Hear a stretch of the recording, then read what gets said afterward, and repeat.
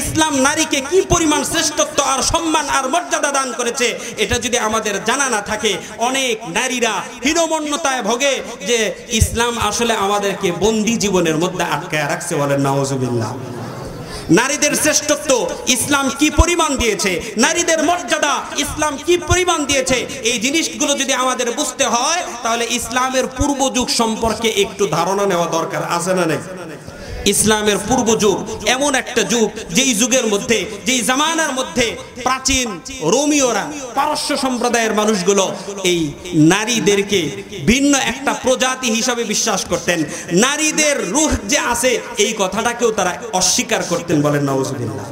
তারা মনে করতেন মানুষ এবং পশু এই উভয়টার মাঝামাঝি একটা প্রজাতির নাম হচ্ছে নারী। এই নারীটা হচ্ছে মৌলিকভাবে এরকম ভাবে অপবিত্র, তারা স্বর্গে যাওয়ার অনুপযুক্ত। বলেন নাউজুবিল্লাহ। ইহুদ সম্প্রদায় একটা ছিল, এই ইহুদ সম্প্রদায়ের ধারণা ছিল নারীরা হচ্ছে শুধুমাত্র ভোগের পণ্য। এই নারীরা যখন এইরকম ভাবে শারীরিক অসুস্থতায় থাকেন তাদেরকে তারা ঘর থেকে বাহিরে বের করে দিত। তাদের রান্না বান্না কোনো খাবার পর্যন্ত তারা গ্রহণ করতো না। বাড়ির মধ্যে নিজেদের শরীরের মধ্যে যদি কোথাও স্পর্শ লাগতো তাহলে তাদের এই শরীরটাকে আবার গিয়ে ধৌত করতো। বলেন নাউজুবিল্লাহ। তাহলে ওই জায়গা কি নারীরা সম্মানিত ছিল না অসম্মানিত? আমার ভাইয়েরা, হিন্দু সম্প্রদায়ের দিকে যদি আপনি লক্ষ্য করেন তাহলে দেখতে পাবেন প্রাচীন হিন্দু সম্প্রদায়ের মধ্যে নারীদের অবস্থান ছিল এরকম। কোন একজন স্বামী যদি দুনিয়ার মধ্যে থেকে ইন্তেকাল করে, ওই স্বামী ইন্তেকালের পরে তাকেও নিয়ে জানত এরকম ভাবে পুড়িয়ে ফেলানো হয়, যেটাকে হিন্দু সম্প্রদায়ের মধ্যে সতী দাহ প্রথা বলে। এটা ছিল হিন্দু সম্প্রদায়ের মধ্যে নারীদের অবস্থান। ইসলামের পূর্ব যুগে বিশ্বনবী যখন মক্কাতুল মুকাররমার মধ্যে আবির্ভাব হয়, নারীদের অবস্থা ছিল এমন, নারীদেরকে শুধুমাত্র ভোগের পণ্য মনে করা হইতো। তাদেরকে সুন্দর পোশাক পরিয়ে বাজারের মধ্যে নিয়ে বিক্রি করে দেওয়া হতো। নারী সন্তান জন্মগ্রহণ করাটাকেই তারা নিজেদের জন্য লাঞ্ছনাকর, অপমানজনক ভাবত। আল্লাহ রাব্বুল আলামিন তাদের ইতিহাস কোরআন হাকিমের মধ্যে তুলে ধরেন, وَإِذَا بُشِّرَ أَحَدُهُمْ بِالْأُنثَى ظَلَّ وَجْهُهُ مُسْوَدًّا وَهُوَ كَظِيمٌ। সময়ের দৃষ্টি কুরআন ও সুন্নাহর কথা বলে। ঐতিহ্যবাহী জামিয়া আরাবিয়া ইশাআতুল উলুম দেপাশাই মাদ্রাসার উদ্যোগে আয়োজিত 2 দিনব্যাপী তাফসীরুল কোরআন মাহফিলের দ্বিতীয় দিনের শেষ অধিবেশনের সম্মানিত সভাপতি মুআজ্জাজ মুহতারাম সম্মানিত হযরত উলামায়ে কিরাম, মুরব্বিয়ানে ইজম, ব্রাদারানে ইসলাম, যুবক ভাইরা, পর্দার অন্তরালের মা ও বোনেরা, সর্বপ্রথম মহান রবের দরবারে অসংখ্য অগণিত শুকরিয়া জ্ঞাপন করছি, যে রব আমাদের সকলকে অত্যন্ত দয়া করে মায়া করে ভালোবেসে আজকের এই জালিসুর রহমান বেহেশতের বাগানের মধ্যে আসার ও বসার তৌফিক দান করেছেন। এই জন্য আমরা সকলেই অন্তরস্থল থেকে হৃদয় উজাড় করে দিয়ে জবান খুলে একবার বলি আলহামদুলিল্লাহ। আমরা এই মাহফিলে এসে কি খুশি না বেজার? কম খুশি না বেশি খুশি? বেশি খুশির আওয়াজ কি আপনারা কম করেন না বেশি করেন? তো খুশির আওয়াজটা বেশি হয় নাই। আমরা বিভিন্ন জায়গায় দেখি মানুষ যদি বেশি খুশি হয়, যে বিভিন্ন সময় দেশি বিদেশি বিভিন্ন খেলা চলে, আইপিএল, বিপিএল ইত্যাদি। তো খেলার সময় যদি কাঙ্ক্ষিত কোনো দল, যেই দলের সে সাপোর্টার, ওই দল যদি ভালো কোনো কিছু করতে পারে, তাহলে একজন সাপোর্টার হিসেবে তার খুশির যে আওয়াজ, চিৎকারের আওয়াজে আশেপাশের মানুষ ঘুমাতে পারে না। কথা বলেন ঠিক কিনা? তাহলে খেলার সাপোর্টার হওয়ার কারণে যদি আমরা খুশি হতে পারি, আর সেই খুশির আওয়াজে যদি আশেপাশের মানুষের ঘুম ভেঙে যায়, তাহলে আজকের এই মাহফিল পেয়ে কি আমরা তার চেয়েও কম খুশি না বেশি খুশি? তো বেশি খুশির আওয়াজ কি হয়েছে আপনাদের থেকে? হয় নাই। তো আমরা এখানে আসছি কোরআনের তাফসীর শুনবার জন্য। এখানে কোরআনে কারীম কার কথা বলেন তো দেখি? আল্লাহর কথা, আল্লাহর কালাম। তো আল্লাহর কথা শুনছি, আল্লাহর দেয়া জবান দিয়ে, আল্লাহর দেওয়া সময়ে আমরা এক একজন আল্লাহর গোলাম, এই গোলামের বাস্তবিক নমুনা প্রকাশ করার জন্য আবারও সকলেই অন্তরস্থল থেকে হৃদয় উজাড় করে দিয়ে বলে আলহামদুলিল্লাহ। আল্লাহ তাআলা আমাদের এই আশা এবং বসাকে কবুল আর মঞ্জুর করেন, বলেন আমিন। আসলে দেখেন, এখানে লম্বা সময় তাফসীর আপনারা শুনছেন এবং শুনবেন। প্রত্যেকটা জিনিসের একটা আদব থাকে, একটা সিস্টেম থাকে, একটা সৌন্দর্য থাকে কি থাকে না।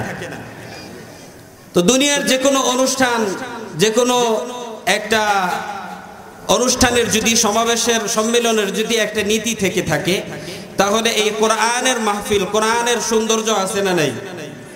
কোরআনের মাহফিলের সৌন্দর্য হচ্ছে আমরা যতক্ষণ এখানে থাকব আমলের নিয়ত করে থাকব। রাজি আছেন তো ইনশাআল্লাহ? ওয়াজ তো শুনতে हैं लेकिन हम अमल करते नहीं, वाज तो सुनते हैं लेकिन हम अमल करते नहीं, गर अमल करते हैं हम पर दिन बुरे आते नहीं, गर अमल करते हैं हम पर दिन बुरे आते नहीं। আমরা প্রচুর পরিমাণ ওয়াজ শুনি। প্রত্যেকটা মানুষের মোবাইল, এক একজনের পকেটের মধ্যে হাত দিলেই মোবাইল আছে। মোবাইলের মধ্যে ফেসবুক, ইন্টারনেট ইত্যাদি খুললেই ভিতরে বিভিন্ন সময় ওয়াজ আসে কি আসে না? ওয়াজ আসে। আমরা প্রত্যেকেই যেহেতু মুসলমান, আমরা প্রত্যেকেই জুমার নামাজ আদায় করি। জুমার নামাজ যখন আদায় করার জন্য মসজিদে যাই, প্রত্যেক শুক্রবারে খতিব সাহেবগণ বয়ান করেন, ওয়াজ করেন, সেগুলো আমরা শুনি কি শুনি না? তাহলে এই যে ওয়াজ প্রচুর পরিমাণে হয়, মাহফিলের সিজনগুলো আসলে প্রচুর পরিমাণ মাহফিল আমাদের দেশের মধ্যে হয়ে থাকে। এই ওয়াজগুলো যেই পরিমাণ হয়, এই ওয়াজের মধ্যে নামাজের কথা আছে না নাই? কথা বলতে হবে একটু। নামাজের আলোচনা আছে না নাই? সত্য কথা বলার আলোচনা হয় কি হয় না? মানুষকে ধোঁকা না দেওয়ার বয়ান হয় কি হয় না? মানুষের রক্তপাত যাতে না ঘটে এই ব্যাপারে ওয়াজ মাহফিল তাফসীরের মধ্যে আলোচনা হয় কি হয় না? এত কিছু হওয়া সত্ত্বেও আমাদের মধ্যে কি এগুলো কমছে না বাড়ছে? অপরাধগুলো কমছে না বাড়ছে? আজান দিলে মসজিদের মধ্যে নামাজের সংখ্যা কি কম না বেশি? মসজিদের তুলনায় চায়ের দোকানে, বাজার ঘাটের মধ্যে মুসল্লির সংখ্যা কম না বেশি? বেশি। এর কারণ কি? ওয়াজ শুনি কিন্তু আমরা আমল করি না। কথা বলেন ঠিক কিনা? এই জন্য যতক্ষণ থাকবো, বসবো, শুনবো, আমলের নিয়ত করে শুনবো। এখান থেকে যদি একটা কথা আমাদের দিলের ভিতরে কবুল হয়ে যায় আর সেটার উপরে যদি আমরা আমল করতে পারি, তাহলে আজকের এই মাহফিল, আজকের এই আলোচনা, এই ওয়াজ করা এবং শোনা সবকিছু সার্থক হবে। কথা বলেন ঠিক কিনা? তো আমরা এই জন্য আমলের নিয়ত করে শুনবো। আর আমলের নিয়ত করে যেহেতু শুনবই, তাহলে মজলিসের একটা আদব, সৌন্দর্য আছে না? দুনিয়ার মধ্যে সব জিনিসের সৌন্দর্য তালাশ করি, মজলিসের আদব আর সৌন্দর্য হচ্ছে মজলিসের মধ্যে গায়ে গায়ে লেগে বসে। দুনিয়ার মধ্যে বেশ কিছু কয়েকটা জিনিস আছে যে জিনিসগুলোর মধ্যে মাঝখানে শয়তান এসে ডিস্টার্ব করে। বলেন কে আসে? কে আসে বলেন? শয়তান আসে। তো শয়তান যে সকল জায়গার মধ্যে এসে ডিস্টার্ব করে, সেগুলোর মধ্যে একটা জায়গা হচ্ছে কোনো মজলিস, দ্বীনি আলোচনা যদি হয়, এই মজলিসের মধ্যে যদি মাঝখানে ফাঁকা থাকে, মাঝখানে যদি এরকম ভাবে পর্যাপ্ত পরিমাণ জায়গা থাকে, সেখানে পিছনে আমরা জায়গা ফাঁকা রেখে বসে থাকি, তাহলে এর মাঝখানে এসে শয়তান বসে। কে বসে বলেন? তাহলে আমরা কি শয়তানকে আমাদের এই মজলিসে বসতে দেওয়ার জন্য আমন্ত্রণ দিতে পারি? আসতে দেওয়া যায়? বলেন। আমরা এখানে আসছি নিজেদের পরিবর্তনের জন্য, ইসলাহের জন্য, আমলের নিয়ত করে ওয়াজগুলো শুনবো। মাঝখানে যদি শয়তান আইসে ডিস্টার্ব করে, এটা আমাদের জন্য লাভজনক না ক্ষতিকর? বলেন। ক্ষতিকর। তাহলে এই ক্ষতিকর কাজটা থেকে বাঁচার জন্য পিছনে যে সকল মুরব্বিয়ানে কেরাম আছেন, মেহেরবানি করে আমি আপনাদেরকে একটু কষ্ট দিতে চাই, ফাঁকা জায়গাগুলোকে একটু সামনের দিকে এগিয়ে আসি। পিছনে অনেক লোক আসবে ইনশাআল্লাহ, কিছুক্ষণের মধ্যেই আমরা দেখতে পাবো আমাদের এই প্যান্ডেলটা ইনশাআল্লাহ ভরপুর হয়ে যাবে। আমরা যে যতটুকু আগাবো, আমাদের প্রত্যেকটা আগানো এক একটা কদমের বিনিময়ে সওয়াব দিবেন কে বলেন? তাহলে আমরা বেশি বেশি সওয়াব পেতে চাই নাকি পিছনে থেকে সওয়াব থেকে মাহরুম হতে চাই? এই জন্য আমার মুরব্বী বাবারা, যুবক ভাইয়েরা, পিছনে যারা আছি, মেহেরবানি করে সামনের সৌন্দর্যগুলো একটু বজায় রাখি, সামনের জায়গাগুলোকে পূরণ করে আসি। এক একটা কদম উঠা বসা, এই নকল হারকাত সাকানাত সবগুলোর বিনিময়ে সব দিবেন কে বলেন? এই যে এখানে আমরা আসলাম, বেশ কয়েকবার আল্লাহ বললাম, সুবহানাল্লাহ বলছি, আলহামদুলিল্লাহ বলছি, এগুলোর দ্বারা সওয়াব না গুনাহ? কি পরিমাণ সওয়াব!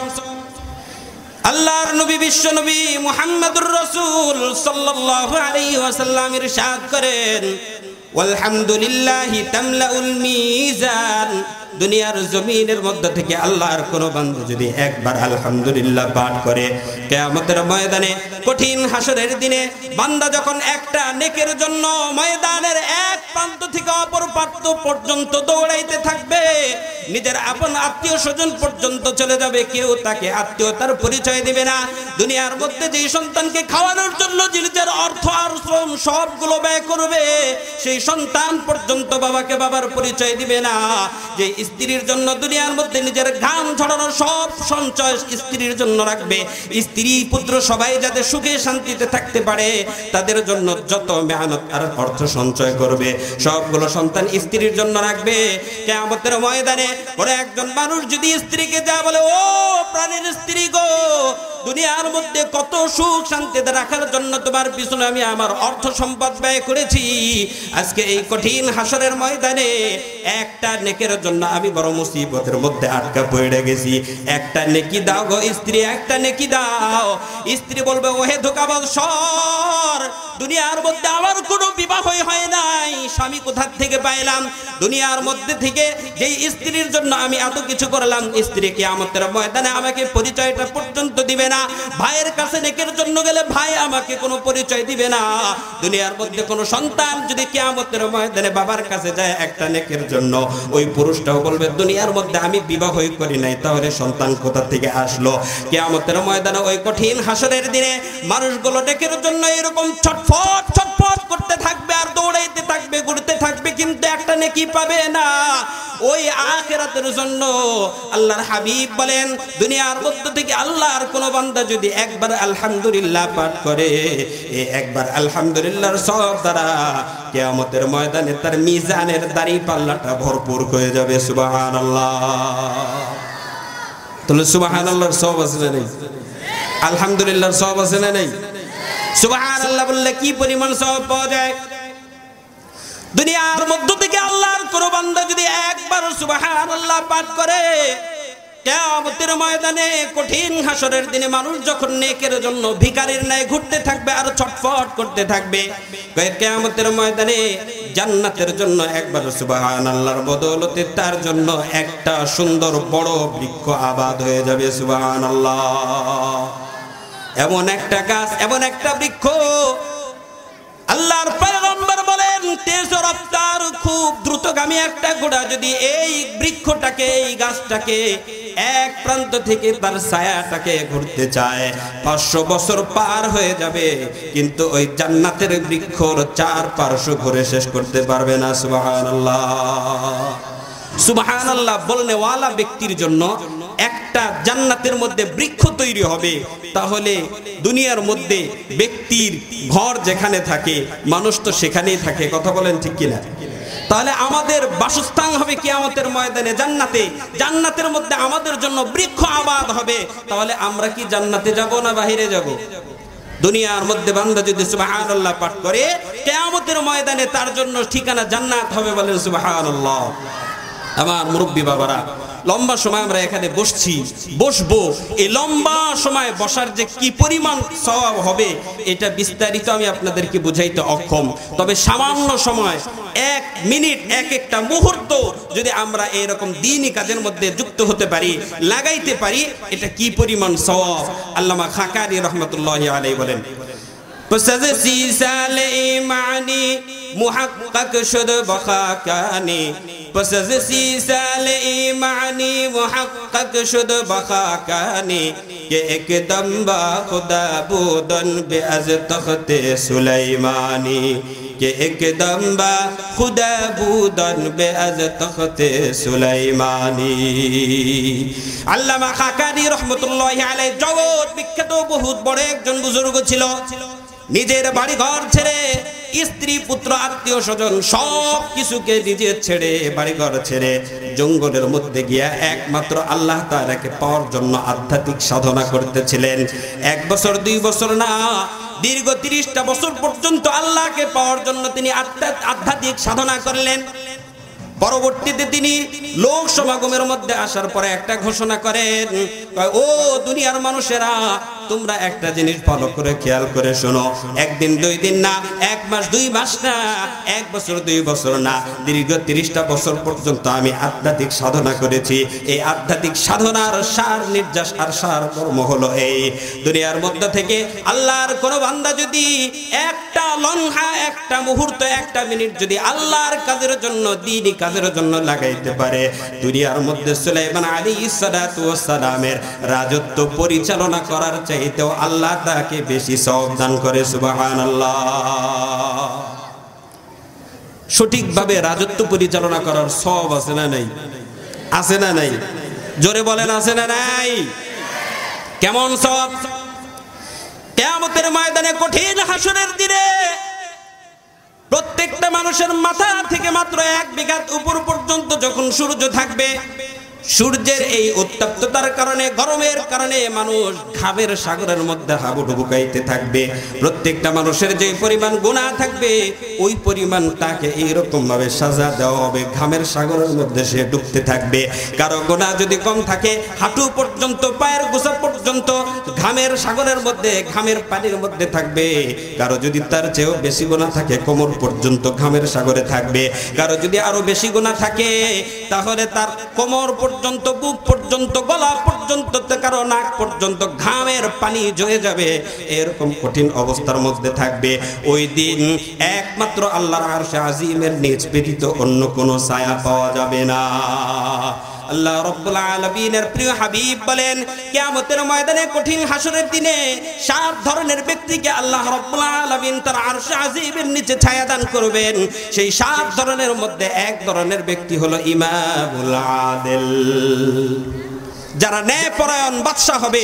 দুনিয়ার মধ্যে যারা রাষ্ট্র পরিচালনা করার ক্ষেত্রে, সমাজ পরিচালনা করার ক্ষেত্রে, ফ্যামিলি পরিচালনা করার ক্ষেত্রে, আন্তর্জাতিক পরিমণ্ডল পরিচালনা করার ক্ষেত্রে ইনসাফের ভূমিকা পালন করবে, কারো উপরে জুলুম, অন্যায়, অবিচার করবে না, ইনসাফ ভিত্তিক যারা রাষ্ট্র পরিচালনা করবে, কিয়ামতের ময়দানে এ জাতীয় ব্যক্তিদেরকে আল্লাহ তার আরশে আজিমের নিচে ছায়া দান করবেন। বলেন সুবহানাল্লাহ। ভাইয়েরা আমার, সুলাইমান আলাইহিস সালাতু ওয়াস সালাম যিনি ছিলেন বড় একজন নবী, নবী হওয়ার পাশাপাশি আল্লাহ রাব্বুল আলামিন তাকে রাজত্ব দান করেছিলেন। কেমন রাজত্ব? পৃথিবীর এক প্রান্ত থেকে অপর প্রান্ত পর্যন্ত সারা পৃথিবীর রাজত্ব করেছেন মোট 4 জন। কয়জন? 4 জন। এই 4 জনের মধ্যে 2 জন ছিলেন মুসলিম আর 2 জন হলো কাফের। যেই 2 জন মুসলিম মনীষী সারা পৃথিবীর রাজত্ব পরিচালনা করেছেন, তাদের মধ্যে অন্যতম একজন হচ্ছে পয়গম্বর সুলাইমান আলাইহিস সালাতু ওয়াস সালাম, আর একজন ছিলেন হযরতে যুলকারনাইন। আর যেই 2 জালেম কাফের সারা পৃথিবীর রাজত্ব করেছেন, একজনের নাম হলো নমরুদ আর আরেকজনের নাম হচ্ছে বাদশা বুখতেনসার। পয়গম্বর সুলাইমান আলাইহিস সালাতু ওয়াস সালাম রাজত্ব পরিচালনা করতেন। কেমন রাজত্ব? শুধুমাত্র মানব জাতির উপরে তার রাজত্ব চলতো না, বরং জিন জাতির উপরেও তার রাজত্ব চলতো। সুবহানাল্লাহ। শুধুমাত্র মানব এবং দানব, মানুষ এবং জিন জাতির উপরে তার রাজত্ব ক্ষান্ত ছিল না, বরং বাতাস পর্যন্ত পয়গম্বর সুলাইমান আলাইহিস সালাতু ওয়াস সালামের কথা শুনতো। পয়গম্বর সুলাইমান যদি রাষ্ট্রীয় বিভিন্ন কাজের জন্য এক প্রান্ত থেকে অপর প্রান্ত যাওয়ার কোনো প্রয়োজন পড়তো, বাতাসকে নির্দেশ দেওয়ার সঙ্গে সঙ্গে অপর প্রান্ত পর্যন্ত নিয়ে যাইতো। চিৎকার করে বলেন সুবহানাল্লাহ। সুলাইমান আলাইহিস সালাতু ওয়াস সালাম রাজত্ব পরিচালনা করার কাজে এক সাইড থেকে অপর সাইডের দিকে রওনা করেছেন। বাতাস পুরা সিংহাসনটাকে নিয়ে অপর দিকে এরকম ভাবে রওনা করছে। বুঝানোর জন্য বলি, মনে করেন দেপাশাই গ্রামের উপর দিকে পয়গম্বর সুলাইমান আলাইহিস সালাতু ওয়াস সালাম যাচ্ছে, ওই যে শান্তির মোড়ের এলাকা থেকে এক মুরব্বি চাচা পয়গম্বর সুলাইমানের সিংহাসনটা দেখা আশ্চর্যান্বিত হয়ে বলে সুবহানাল্লাহ। বাতাস গিয়ে পয়গম্বর সুলাইমানের কান পর্যন্ত আওয়াজ পৌঁছিয়ে দিয়েছে। সুলাইমান আলাইহিস সালাতু ওয়াস সালাম বলে, সফর লম্বা, ওই দিকে পড়ে যাব, আগে ওই ব্যক্তির সামনে নিয়ে আমাকে থামাইয়া দাও। পয়গম্বর সুলাইমানের সিংহাসনটা ওই মুরব্বি চাচার সামনে গিয়ে থেমে গেল। মুরব্বি চাচা ভয়ে কাতর হয়ে বলতেছে, আমি তো আপনার বিপক্ষে কিছু বলি নাই, মাফ করে দেন, আমি আপনার বিপক্ষে কিছু বলি নাই। এইরকম পরিস্থিতি মাঝে মাঝে হয় কি হয় না বলেন? প্রশাসন দেখলে সাধারণ জনগণ ভয় পায় কি পায় না? আরো যে জুলুম নির্যাতনের একটা সময় আমাদের থেকে অতিক্রান্ত হয়ে গেল, যেই সময়টা মানুষ প্রশাসনিক লোক দেখলে 6 হাত দূরে থাকতো, কথা বলেন ঠিক কিনা? গাড়ির মধ্যে সিটে পাশাপাশি বসতে ভয় লাগতো, না জানি কাছে থেকে কিছু চেয়ে বসে কিনা, কথা বলেন ঠিক কিনা? তো আল্লাহর ওই বান্দা মুরব্বি চাচা ভয় পাচ্ছেন, না জানি আমার কাছ থেকে কোনো কিছু চেয়ে বসে কিনা, না জানি আমাকে এইটার জন্য কোনো কিছু খেসারত দিতে হয় কিনা, না জানি আমাকে 10 দিনের রিমান্ড মঞ্জুর করে কি করে না। সুলাইমান আলাইহিস সালাতু ওয়াস সালামকে ডাক দিয়ে বলে, ওগো পয়গম্বর সুলাইমান, আপনার বিপক্ষে আমি কিছু বলি নাই। সুলাইমান আলাইহিস সালাতু ওয়াস সালাম বলে, পক্ষে আর বিপক্ষে তো পড়া হবে, আগে কি বলছো বলো। আল্লাহর বান্দা মুরব্বি চাচা বলে, ওগো পয়গম্বর সুলাইমান, আপনার বিপক্ষে কিছু বলি নাই।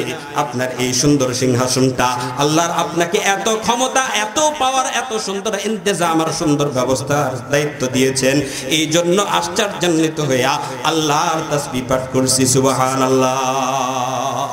সুলাইমান আলাইহিস সালাতু ওয়াস সালাম বলে, ও মুরব্বি চাচা শুনে নাও, জমিনের মধ্যে থেকে আল্লাহর কোন বান্দা যদি একটা মুহূর্তের জন্য একবার সুবহানাল্লাহ পাঠ করে, এই সুবহানাল্লাহর সওয়াবটাকে এত পরিমাণ আল্লাহ তাআলা দান করে, আমি পয়গম্বর সুলাইমানের রাজত্ব পরিচালনা করার থেকেও বেশি তার সওয়াব হয়ে যায়।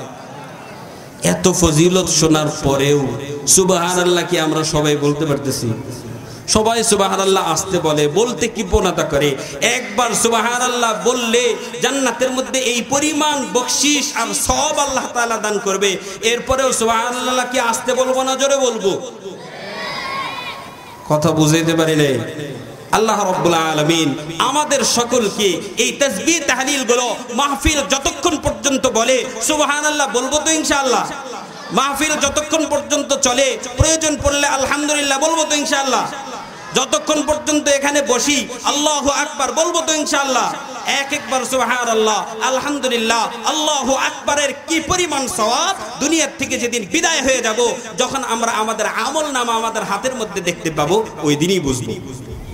কেমন বুঝবো? আল্লাহ রাব্বুল আলামিন কোরআনে হাকীমের মধ্যে বলেন, মালি হাযাল কিতাবি লা ইউগাদিরু সগীরাতান ওয়ালা কাবীরাতান ইল্লা আহসাহা। কিয়ামতের ময়দানে, কঠিন হাসরের দিনে প্রত্যেকটা মানুষকে যখন আল্লাহ রাব্বুল আলামিন তাদের আমলনামা দিয়ে দিবেন, আমলনামার মধ্যে যখন তারা তাদের নেক আমল আর বদ আমলগুলো দেখতে পাবে, বান্দাগুলো যখন দেখবে, ওই যে দেবসায়ী গ্রামের মধ্যে মাদ্রাসার মাহফিলের মধ্যে গিয়া একবার সুবহানাল্লাহ পাঠ করেছিলাম, একবার সুবহানাল্লাহর সওয়াবটা আমার আমলনামার মধ্যে পাহাড় সমপরিমাণ জমা হয়ে গেছে। একবার আলহামদুলিল্লাহ বলেছিলাম, আলহামদুলিল্লাহর সওয়াব আমার আমলনামার মধ্যে পাহাড় সমপরিমাণ জমা হয়ে গেছে। আবার যখন দেখবে মাহফিলে আসার পথে একজনের সাথে একটু দুর্ব্যবহার করেছিলাম, একটু বাঁকা নজরের তার দিকে তাকাইছিলাম, এটার গুনাহ দেখে আমার আমলনামার মধ্যে দেখা যায়। দুনিয়ার মধ্যে ঠিকই আমরা কোনো কিছু টের পাই না, কিন্তু ইন্তেকাল যখন হয়ে যাবে, এই সুবহানাল্লাহর সওয়াব যখন দেখব, তখন মানুষগুলো আফসোস করতে থাকবে, বলবে, আহারে মাহফিলের প্রত্যেকটা সুবহানাল্লাহ যদি বলতাম, যতক্ষণ বসা ছিলাম ততক্ষণ যদি এই কথাগুলো আমলের নিয়ত করে শুনতাম, তাসবিহ তাহলিলগুলো যদি ঠিক মতো করতাম, তাহলে আজকে কত ভারী আমার আমলনামা হয়ে যেত। এই জন্য যতক্ষণ বসবো সওয়াবের নিয়তে এই তাসবিহ তাহলিলগুলো সঠিকভাবে আদায় করবো তো ইনশাআল্লাহ। আল্লাহ তৌফিক দান করেন, বলেন আমিন। আমরা যেই মাহফিলের মধ্যে আসছি, এই মাহফিলের নাম হচ্ছে তাফসীরুল কোরআন। কি মাহফিল বলেন? কোরআনের মাহফিল, কোরআনের তাফসীর হবে।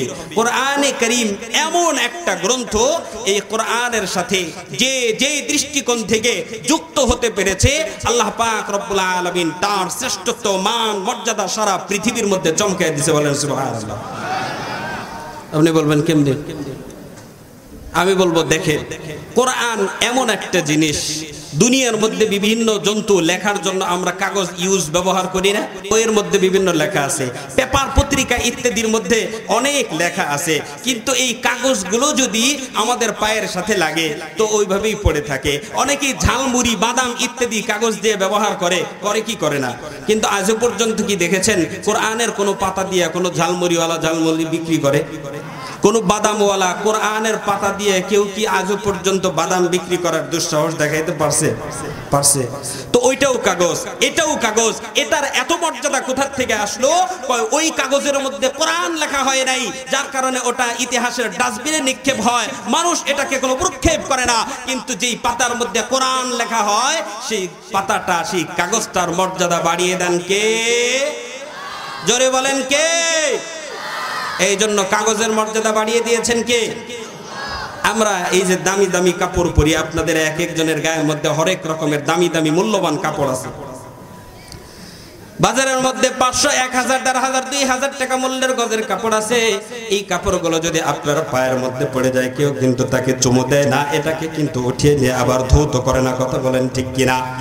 কিন্তু আমার ভাইরা বাজার থেকে পপলিন কাপড়, চিট কাপড়, ভয়েল কাপড়ের পুরাতন কোন একটা কাপড় দিয়েও যদি কোরআনে কারীমের একটা জুজদান আর গিলাফ বানানো হয়, এই কোরআনের জুজদানটা যদি, গিলাফটা যদি হাতের থেকে একটু মাটি পর্যন্ত পড়ে যায়, আল্লাহর বান্দারা সেটাকে উঠিয়ে এনে বুকের সাথে লাগায়, আবার চোখের সাথে লাগায়, মুখের সাথে লাগায়। কথা বলেন ঠিক না বেঠিক?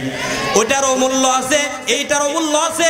এইটার মান মর্যাদা মাত্র 50 টাকা, 60 টাকা গজের কাপড়, কিন্তু এই কাপড়টার মর্যাদা কে দিল বলেন? কেন দিয়েছে?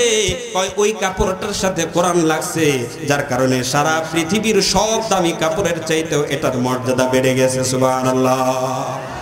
আমার ভাইয়েরা, এই যে দামি দামি কাঠ দিয়ে ফার্নিচার তৈরি করা হয়, এই কাঠগুলোর উপরে মানুষ দাঁড়ায় দাঁড়িয়ে বাসা বাড়ির বিভিন্ন কাজ করে, কিন্তু চাম্বল গাছের কাঠ, শিমুল গাছের কাঠ, আরো কম দামে যদি কোনো কাঠ থেকে থাকে, এই কাঠ দিয়েও যদি কোরআনের জন্য একটা টেবিল অথবা এইরকম ভাবে রেহাল তৈরি করা হয়, এই টেবিল আর রেহালের উপরে কেউ কোনো সময় পা লাগায় না। কথা বলেন ঠিক না বেঠিক? দেশি কাঠ, বিদেশি কাঠ, সেগুন কাঠ, চট্টগ্রামের সেগুন, বারমাটির সেগুনের কাঠ দিয়ে কোনো ফার্নিচার হয়, 1,00,000, 2,00,000, 4,00,000 টাকার তার ফার্নিচারের মধ্যে পা লাগতে দেয়, কোনো সমস্যা হয় না। কিন্তু 50 টাকা, 100 টাকা দামের একটা রেহালের মধ্যে আল্লাহর কোনো বান্দার পা লাগে না। কথা বলেন ঠিক না বেটি?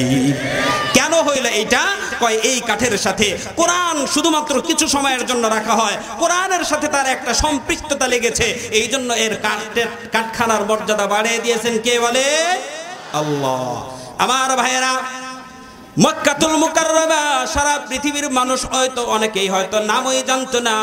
বিশ্ব নবী মুহাম্মদুর রাসূলুল্লাহর উপরে যখন কোরআনে কারীম অবতরণ হইতে শুরু হইল, এই মক্কা মর্যাদার মান মর্যাদা বাড়িয়ে দিল কে বলেন?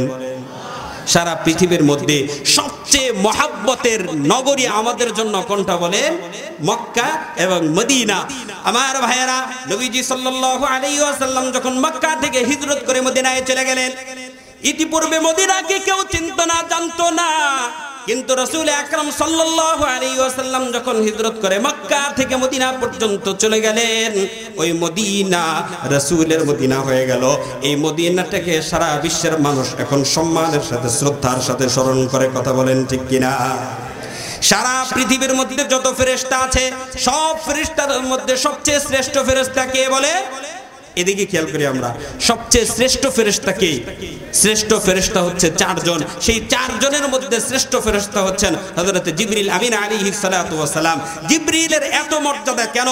জিবরিল আমিন আলাইহিস সালাতু ওয়াস সালাম আরশে আজিম লৌহে মাহফুজ থেকে আমাদের নবী পর্যন্ত এই কোরআন নিয়ে আসা যাওয়া করতেন। এই জন্য সব ফেরেশতার উপরে জিবরিল আমিনের মর্যাদা বাড়িয়ে দিয়েছেন কে বলেন? আমার ভাইয়েরা, সারা পৃথিবীর মধ্যে আল্লাহ রাব্বুল আলামিন লক্ষাধিক পয়গম্বর নবী রাসূল দুনিয়ার মধ্যে পাঠাইছেন। সব নবীর মধ্যে শ্রেষ্ঠ নবী কে? সব নবীর মধ্যে শ্রেষ্ঠ নবী কে বলেন? আমাদের নবী সাল্লাল্লাহু আলাইহি ওয়াসাল্লাম। আমাদের নবীর শ্রেষ্ঠত্ব আর মর্যাদা কোথা থেকে পাওয়া গেল? আমাদের নবীর কাছে আল্লাহ রাব্বুল আলামিন কোরআন অবতরণ করেছে।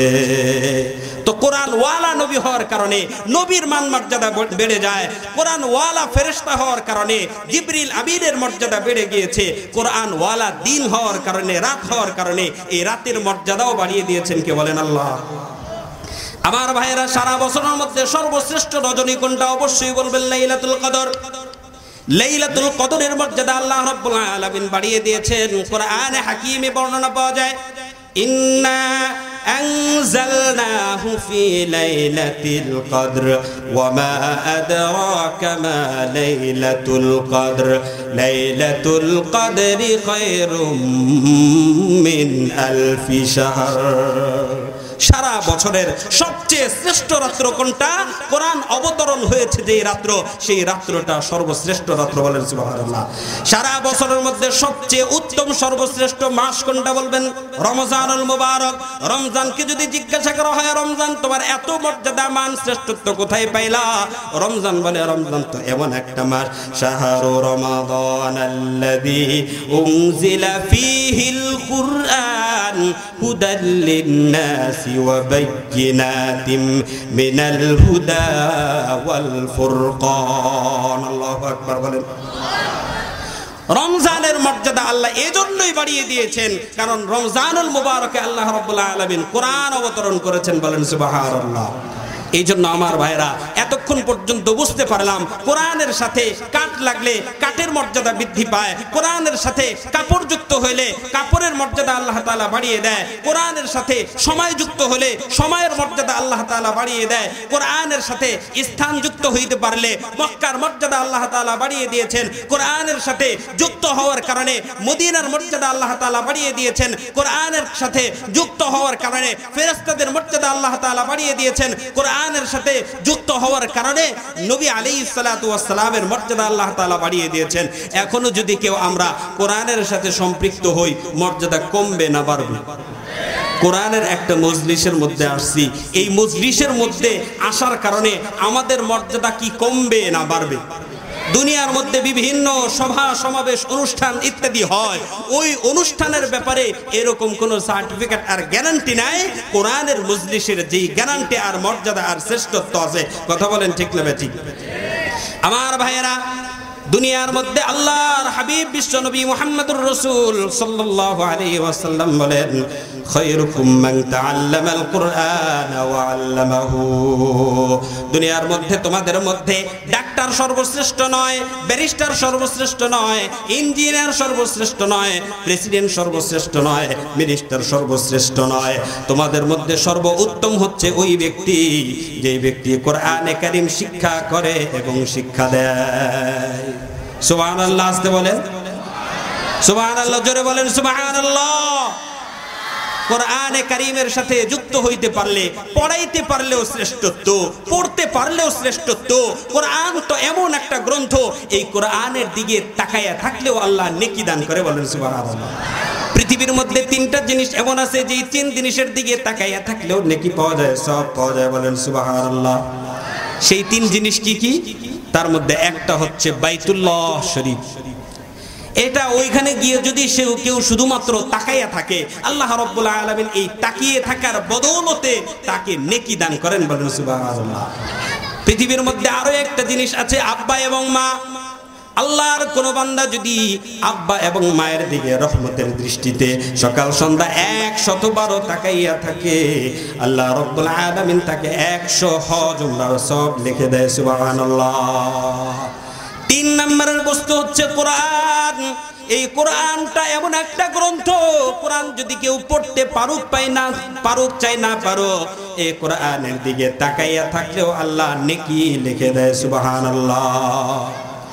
কোরআন তো এমন একটা গ্রন্থ, কোরআন থেকে যদি আল্লাহর কোনো বান্দা একটা অক্ষর তেলাওয়াত করে, আল্লাহ রাব্বুল আলামিনের প্রিয় হাবিব বলেন, মান ক্বারা হারফান মিন কিতাবিল্লাহি ফালাহু হাসানা ওয়াল হাসানাতু বিআশরি আমসালিহা। আল্লাহর কোন বান্দা যদি কোরআনে কারীম থেকে একটা অক্ষর তেলাওয়াত করে, আল্লাহ রাব্বুল আলামিন এই এক অক্ষরের বিনিময়ে তাকে একটা নেকি লিখে দেয়। ওয়াল হাসানাতু বিআশরি আমসালিহা, আর এই একটা নেকি হচ্ছে 10টা নেকির সমান। কোরআন পড়লেই নাকি, বলেন সুবহানাল্লাহ। বুঝিয়া পড়ুক চাই না বুঝে পড়ুক, এক একটা অক্ষর তেলাওয়াত করলেই সব। আমাদের দেশে মাঝে মাঝে কিছু পণ্ডিত ভাইয়ের আবিষ্কার হয়, তারা বলে কোরআন শরীফ না বুঝে পড়লে কোনো সওয়াব নাই, নেকি নাই, বলেন নাউজুবিল্লাহ। আল্লাহর হাবিব এই প্রশ্নের উত্তর দিয়ে গেছেন, লা আকুলু আলিফ লাম মিম হারফুন বাল আলিফুন হারফুন ওয়া লামুন হারফুন ওয়া মিমুন হারফুন। কোরআনে কারীম থেকে কেউ যদি এক একটা অক্ষর তেলাওয়াত করে তাহলে আল্লাহ তাআলা তাকে এক একটা নেকি দান করবে।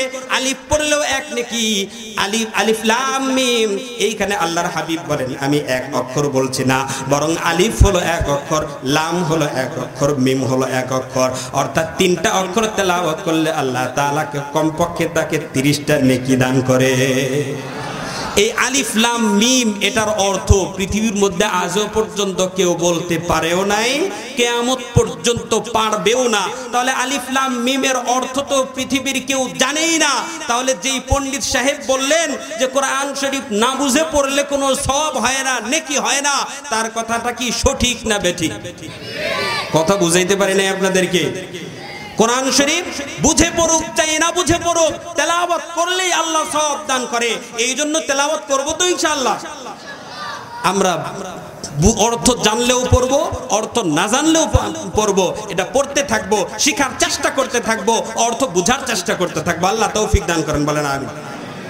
ভাইয়েরা আমার, কোরআনের সাথে সম্পৃক্ত হতে পারলে, যারা এই কোরআনকে একবার হিফজ করতে ফেলতে পারে, আল্লাহর হাবিব বিশ্ব নবী বলেন ইউকালু লিসাহিবিল কোরআন ইকরা ওয়ারতাকি ওয়ারাত্তিল কামা কুনতা তুরাত্তিলু ফিদ দুনিয়া ফাইন্না মানজিলাতাকা ইনদা আখিরি আয়াতিন তাকরাউহা।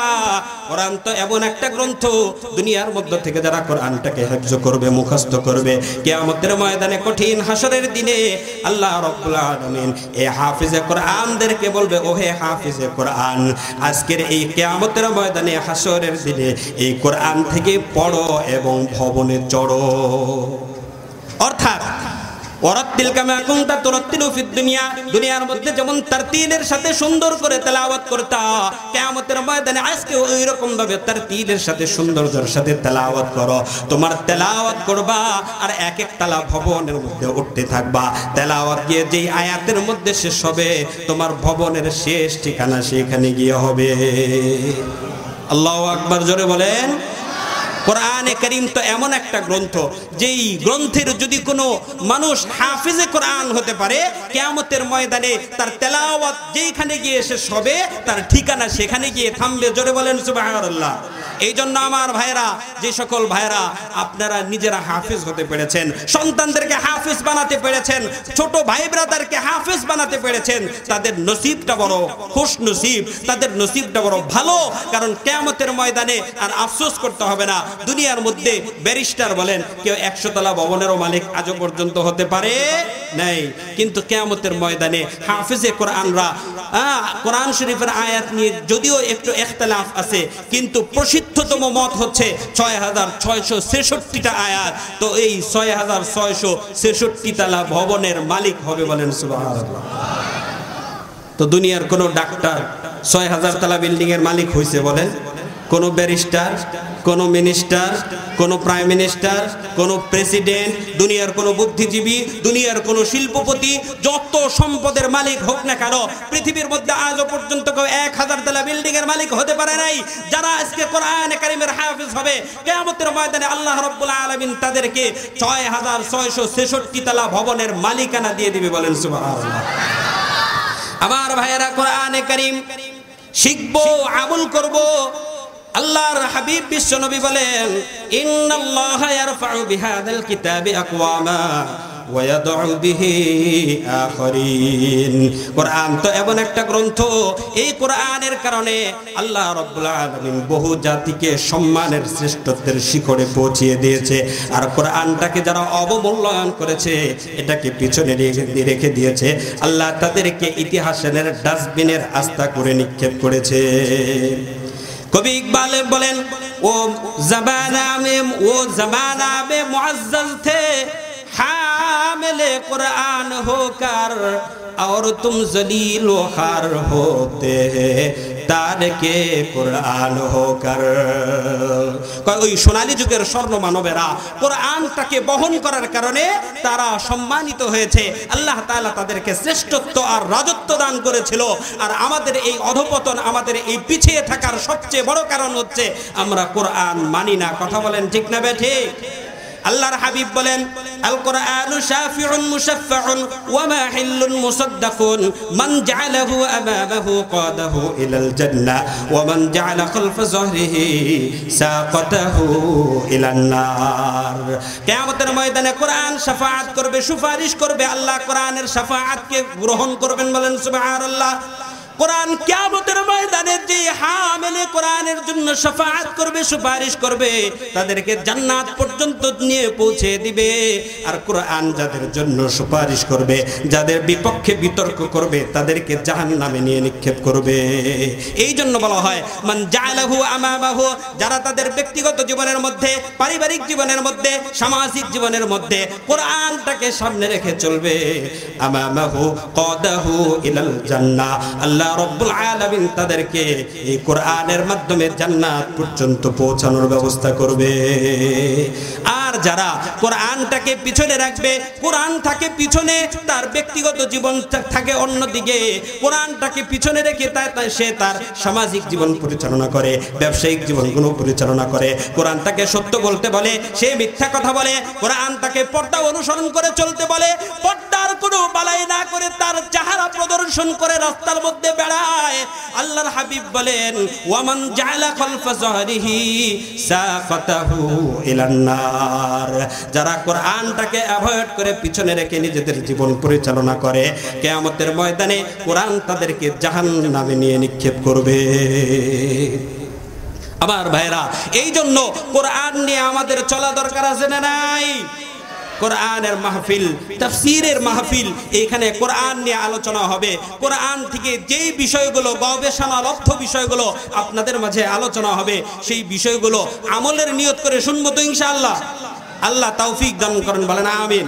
আমার ভাইয়েরা, আমি আজকে আপনাদের সম্মুখে অল্প সময়ের মধ্যে একটা গুরুত্বপূর্ণ বিষয় নিয়ে সামান্য একটু আলোচনা করার চেষ্টা করব ইনশাআল্লাহ। এই কোরআনের মধ্যে নারী এবং পুরুষের জন্য, নারী এবং পুরুষের জন্য বিভিন্ন বিধান আছে না নাই?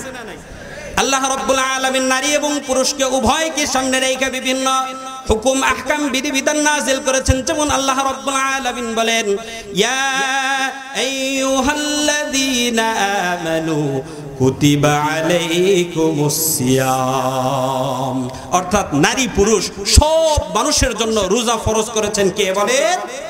নারীদের উপরেও যেমন রোজা ফরজ, পুরুষের উপরেও রোজা ফরজ। কথা বলেন ঠিক কিনা?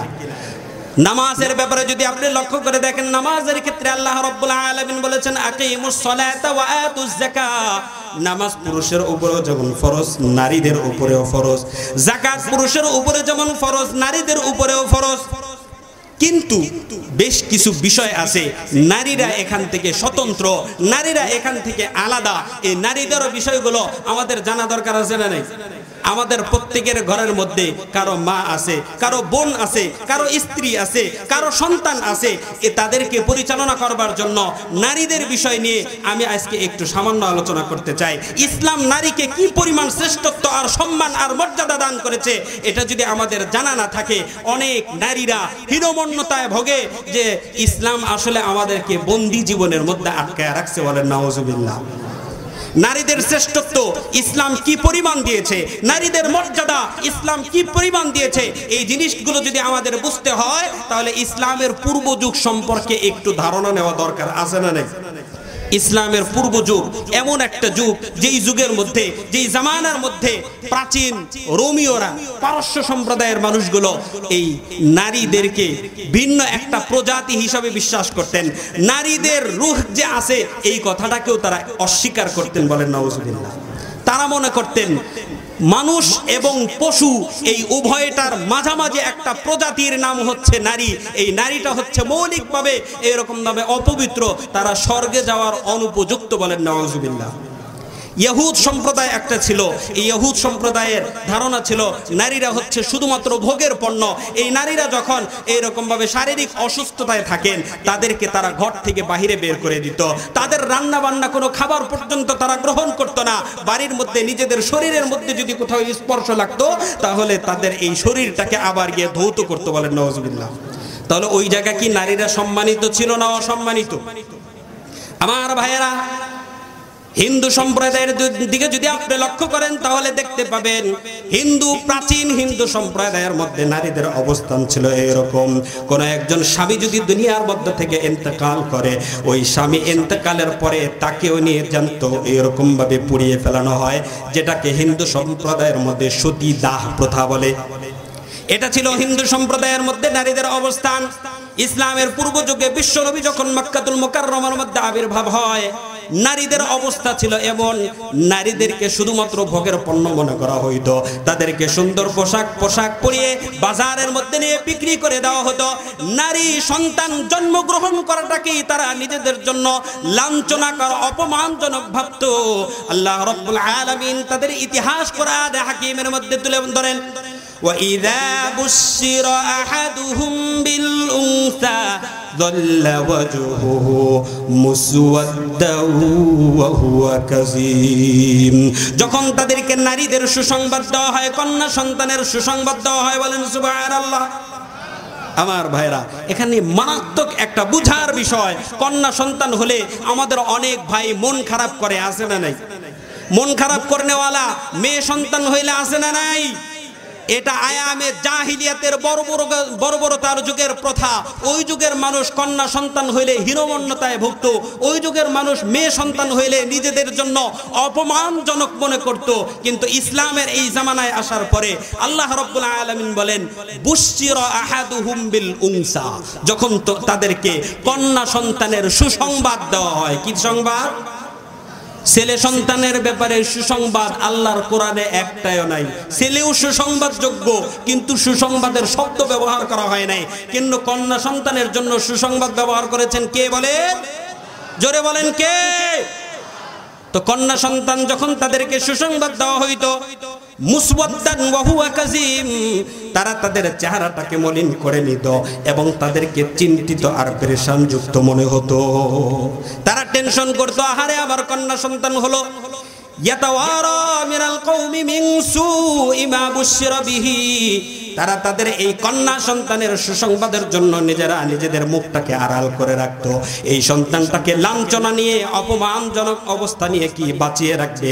আমি ইয়াদুসুহু ফিরাদ আমিত তুরাব, নাকি তাদেরকে মাটির মধ্যে নিয়ে চাপিয়ে দিবে?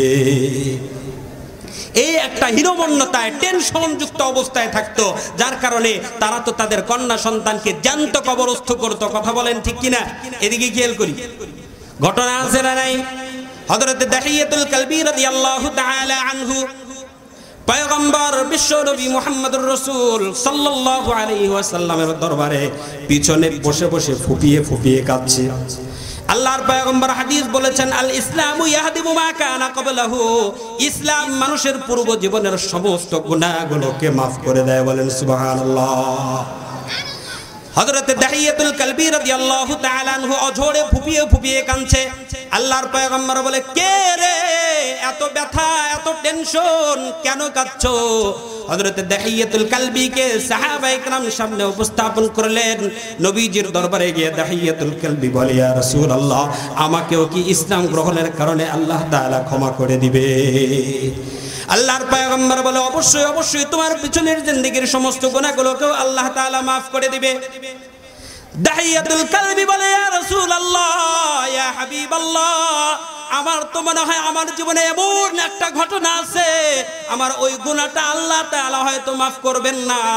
আল্লাহর পয়গম্বর বলে, ও দাহিয়াতুল কালবি, এমন কি পাপ করেছো, এমন কি গুনাহ করেছো, যেই গুনাহের কারণে তুমি নিজেকে এতটা অধম ভাবছো, এতটা অনুপযুক্ত ভাবছো? দাহিয়াতুল কালবি বলে, ইয়া রাসূলুল্লাহ, আমার জীবনের মধ্যে ঘটে যাওয়া ঘটনা যদি আপনি শুনতেই চান তাহলে একটু দিলের কান দিয়ে শুনেন। আমি একজন ব্যবসায়ী মানুষ ছিলাম। ব্যবসায়িক কাজের জন্য যখন বাড়ির থেকে বের হই, আমার স্ত্রী তখন অন্তঃসত্ত্বা, সন্তান সম্ভবা। আমার স্ত্রীকে আমি বলে গিয়েছিলাম যদি আমার কোনো সন্তান হয়, যদি পুত্র সন্তান হয় তাহলে তোমরা সেই সন্তানটাকে রেখে দিবা, আদর যত্ন করবা। আর যদি কন্যা সন্তান হয় এই কন্যা সন্তানটাকে তোমরা গলা চিপে হত্যা করে দিবা। নাউজুবিল্লাহ। দাহিয়াতুল কালবি বলে, ইয়া রাসূলুল্লাহ, আমি যখন বাড়ি থেকে বের হয়ে চলে গেলাম, কিছুদিন পর আমার একটা সন্তান লাভ করলো। এই সন্তানটা ছিল কন্যা সন্তান। আমার স্ত্রী এই সন্তানটাকে দেখার পর নিজে খুব ঘাবড়াইতে শুরু করলেন। আহারে, কন্যা সন্তান জন্ম লাভ করলাম, আমার স্বামী জানলে তো আমার সন্তানটাকে হত্যা করে ফেলবে। হত্যার জন্য নির্দেশ দিয়ে গেছে। নানার বাড়িতে পৌঁছিয়ে দিলেন। নানার বাড়িতে চুপে চাপে গোপনে থাকতে থাকতে তিনি লালন পালন হতে থাকলেন। ঘটনা অনেক বড় লম্বা, আমি খুব সংক্ষেপ করে বলছি।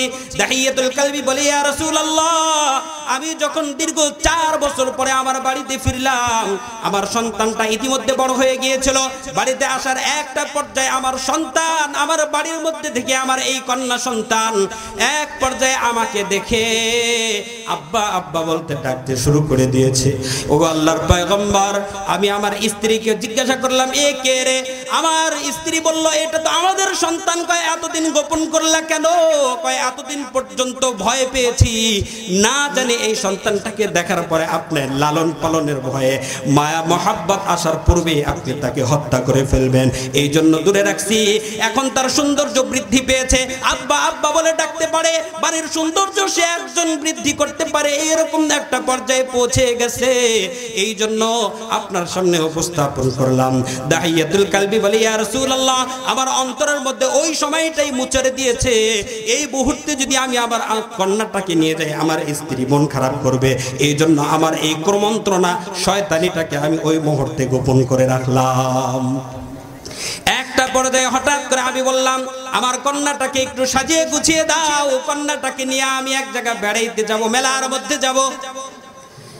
আমার এই সন্তানটা তখন অসম্ভব রকমের খুশি হয়ে গেল। আমার বাবা নাকি আমাকে হত্যা করবে। বাবা তো অনেক আদর স্নেহ মায়া মমতা করে আমাকে নিয়ে বেড়াইতে যাইতে চায়। আমার স্ত্রীও বুঝতে পারলো না। আমার স্ত্রী তাকে সাজিয়ে সুন্দর পোশাক পরিধান করে আমার সাথে দিয়ে দিল। আমি তাকে নিয়ে আরবের মরুভূমির মধ্যে চলতে থাকলাম আর হাঁটতে থাকলাম। একটা পর্যায়ে যখন একটা জায়গার মধ্যে চলে গেলাম, আমার সন্তানটা বলে, আব্বা আপনি কোথায় যাচ্ছেন? আপনি নাকি মেলায় যাচ্ছেন। মেলা তো দেখি না। আমি বললাম, ওই তো সামনে চলো, কিছু দূর গেলেই মেলা দেখতে পাইবা। দাহিয়াতুল কালবি বলে, ইয়া রাসূলুল্লাহ, ইয়া হাবিবাল্লাহ, আরবের মরুভূমির মধ্যে একটা খালি জায়গা পাওয়ার পর কন্যাটাকে আমি এক জায়গায় দাঁড় করিয়ে রেখে এরকম ভাবে মাটি খনন করতে শুরু করলাম। আমি মাটি খনন করতে সময় আমার শরীরের মধ্যে জায়গায় জায়গায় মাটি লাগে, ধুলাবালি লাগে। আর আমার এই কন্যাটা তার নিজের শরীরে কাপড় দিয়া এই ময়লাগুলো মাটিগুলো পরিষ্কার করতে থাকে। আর কন্যাটা জিজ্ঞাসা করে, আব্বা মাটি কেন খনন করেন? আমি তখন নিষ্ঠুর আর পাঠান হৃদয়ের অধিকারী হইয়া বলি, কিছু কি করি একটু পরেই তুমি দেখবা, এখন বোঝার প্রয়োজন নাই। একটু পর যখন মাটি খননের কাজ শেষ হয়ে গেল, আমি আমার সন্তানটাকে বললাম, সন্তান যে দেখো এইটা কেমন হলো। আমার সন্তান যখন এই মাটির কবরের পাশে গিয়ে দাঁড়াইলো, আমি একজন সুঠাম দেহের অধিকারী মানুষ, তাকে নিজের পুরা শরীরের শক্তি ব্যয় করে ধাক্কা দিয়ে মাটির মধ্যে ফেলে দিলাম। কবরের মধ্যে যখন ফেলে দিলাম, উঁচু ওজনের একটা পাথর দিয়ে কন্যার শরীরের বদন যখন নিক্ষেপ করলাম, আমার কন্যাটা তখন বুঝতে পারতেছিল এতক্ষণ পর্যন্ত আমার ছিল এগুলো ছলনা কৌশল, আসলে আমি সন্তানটাকে হত্যা করব। তখন আমার সন্তানের শরীর থেকে রক্তে রঞ্জিত হয়ে মাথা থেকে রক্ত বের হইতেছিল। ওগো আল্লাহর পয়গম্বর, এই অবস্থায় আমার কন্যা তখন চিৎকার করে বলতেছিল, আব্বা জমিনের মধ্যে আমাকে বাঁচিয়ে রাখলে আপনার হয়তো মান ইজ্জত চলে যাবে, আপনার সাথে আর আমি বাড়িতে যাব না, আপনি শুধু আমাকে একটা বারের জন্য প্রাণে ভিক্ষা দান গো আব্বা। আমি আপনার পিছনে যাইব না, দুই চোখ যেই দিকে যায় সেই দিকেই চলে যাব। জিন্দেগিতে কোনোদিন আপনাকে আব্বা বলে পরিচয় দিব না, আপনার বাড়িতেও কোনোদিন যাব না, আপনার পরিচিত কোনো লোক থাকে এইরকম মহল্লায় কোনোদিন প্রবেশ করব না। একটা বারের জন্য আমার প্রাণটাকে ভিক্ষা দিয়ে আপনি আমাকে একটু জানে বাঁচিয়ে দেন। ওগো আল্লাহর পয়গম্বর, আমার পাষাণ হৃদয়, আমার এই প্রচন্ড হৃদয় হয় আমার এই সন্তানের ডাকটা ওই সময় পর্যন্ত আমাকে দয়া আর মামায় উপস্থাপন করতে পারলো না। এক পর্যায়ে ভারী পাথর দিয়ে আমি আমার সন্তানটাকে হত্যা করে ফেললাম। ওগো আল্লাহর পয়গম্বর, লম্বা সময় হয়ে গিয়েছে, আমার আরো অনেকগুলো সন্তান আছে, কিন্তু আজও পর্যন্ত ঘুমের ঘরে আমার ওই সন্তান যখন আমাকে আব্বা বলে ডাকছিল আর বলতেছিল আব্বা একটা বারের জন্য আমাকে প্রাণে বাঁচিয়ে রাখেন, ওই আওয়াজটা এখনো আমার বুকের মধ্যে বড় মারাত্মক আঘাত করে গো পয়গম্বর।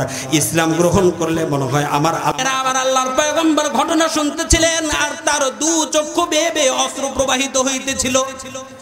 সাহাবী পাশের সাহাবীকে ডাক দিয়ে বলে, ও আল্লাহর বান্দা, মানুষ কি এরকম প্রচন্ড আর পাষাণ হৃদয়ের অধিকারী হতে পারে?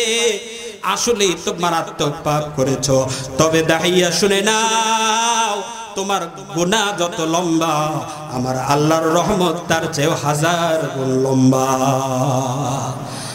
আমার ভাইয়েরা, দাহিয়াতুল কালবি ইসলাম ধর্ম গ্রহণ করে নিলেন।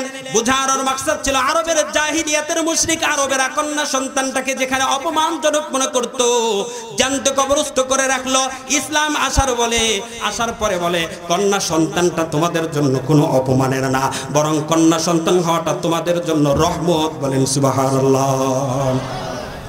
আল্লাহর হাবিব বিশ্ব নবী মুহাম্মদুর রাসূল সাল্লাল্লাহু আলাইহি ওয়াসাল্লাম বলে, ও দুনিয়ার মানুষ, তোমাদের মধ্যে যদি কারো 3টা কন্যা সন্তান লাভ করে অথবা কারো যদি 3টা ছোট বোন থাকে, তাদেরকে যদি সুশিক্ষায় শিক্ষিত কইরা, তাদেরকে যদি ইহসান কইরা, সুশিক্ষায় শিক্ষিত কইরা যদি তাদেরকে তোমরা সঠিক পাত্রে পাত্রস্থ করতে পারো, সঠিক জায়গায় বিবাহের ব্যবস্থা করে দিতে পারো, আল্লাহ রাব্বুল আলামিন তোমাদেরকে জান্নাতুল ফিরদাউসের মেহমান বানাবে।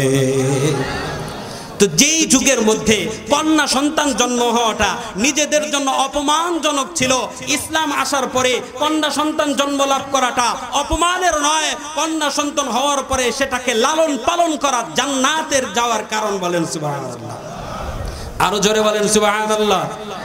ইসলাম আসার পর এই নারী যখন যার কাছে উপস্থাপন হয়, তাদের কাছেই নারীদের মর্যাদাটাকে আল্লাহ তাআলা বাড়িয়ে দেয়। বলেন সুবহানাল্লাহ। নারী যখন তার সন্তানের কাছে মা হিসেবে উপস্থাপন হয়, আল্লাহর হাবিব বিশ্ব নবী বলেন, আল জান্নাতু তাহতা আকদামিল উম্মাহাত। ও দুনিয়ার সন্তানেরা, তোমার মায়ের পায়ের নিচে তোমার জন্য আমি আল্লাহর জান্নাত। সুবহানাল্লাহ। জোরে বলেন, জোরে বলেন সুবহানাল্লাহ। মায়ের পায়ের নিচে জান্নাত কে বলেছেন? ও আমার মা ও বোনেরা, খেয়াল করার বিষয় হচ্ছে আল্লাহ রাব্বুল আলামিন মায়েদের পায়ের নিচে কি রেখেছেন বলেন? আল্লাহর হাবিব হাদিসের মধ্যে বলেন, রিদর রব্বি ফি রিদল ওয়ালিদাইন ওয়া সাখাতুর রব্বি ফি সাখাতিল ওয়ালিদাইন। আব্বা আম্মার সন্তুষ্টিতে আল্লাহর সন্তুষ্টি, আব্বা আম্মা অসন্তুষ্ট হয়ে গেলে আল্লাহ অসন্তুষ্ট হয়ে যায়। তাহলে মায়ের মর্যাদা এই হাদিসে কমাইছে না বাড়াইছে? জোরে বলেন, কমাইছে না বাড়াইছে? যখন একজন নারী, আমার ভাইয়েরা, তার স্বামীর সামনে উপস্থাপন করে, আল্লাহ রাব্বুল আলামিন স্বামীদেরকে বলে, ও হে স্বামীরা, তোমরাও যেরকম তোমাদের স্ত্রীদেরকেও সেই রকম মানের অবস্থানে রাখবা। উন্না লিবাসুল লাকুম ওয়া আনতুম লিবাসুল লাহুন্না। স্ত্রীরা তোমাদের জন্য পোশাক স্বরূপ। মানুষের শরীরের পোশাকের মধ্যে ময়লা যেমন কেউ হতে দেয় না, স্ত্রীদের মধ্যে টেনশন অবস্থায় কেউ পড়তে দিবে না। স্ত্রীদের মান সম্মান ইজ্জত আবরুর উপরে কোনো আক্রমণ আসে, কোনো স্বামীর জন্য কখনো বরদাস্ত করার উপযুক্ত না। কারণ ওই কন্যাটাকেও, তাদের ওই স্ত্রীটাকেও হেফাজত করা, সর্বপ্রকার কঠিন থেকে, মুসিবত থেকে, তাদের কষ্ট থেকে হেফাজত করা স্বামীর দায়িত্ব হয়ে যায়। সন্তানের কাছে যখন যায়, সন্তানের জন্য এই মাটা হচ্ছে জান্নাতে যাওয়ার উপায় হয়ে যায়। স্বামীর কাছে যখন যায়, আল্লাহ রাব্বুল আলামিনের প্রিয় হাবিব বলেন, খিয়ারুকুম খিয়ারুকুম লিআহলিহি।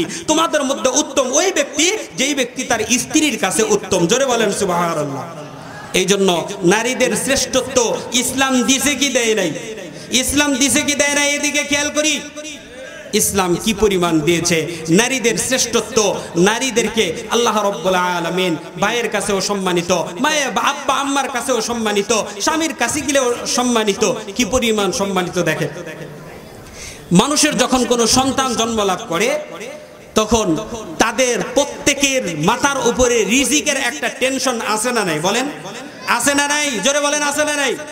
আছে। একজন সন্তান যখন ছেলে সন্তান হয়ে দুনিয়ার মধ্যে আগমন করে, বালেগ হওয়ার আগ পর্যন্ত তার ভরণ পোষণের দায়িত্ব হচ্ছে তার আব্বার উপরে, পিতার উপরে। বালেগ হওয়ার পর এই সন্তানটাকে ভরণ পোষণের কোনো দায়িত্ব তার আব্বার উপরে নাই। কিন্তু যখন একজন কন্যা সন্তান জন্ম লাভ করলো, বিবাহ দেওয়ার আগ পর্যন্ত আল্লাহ রাব্বুল আলামিন আব্বা আম্মাকে বলে, তোমার বাবার উপরে তোমার এই কন্যা সন্তানের ভরণ পোষণের পুরো দায়িত্ব।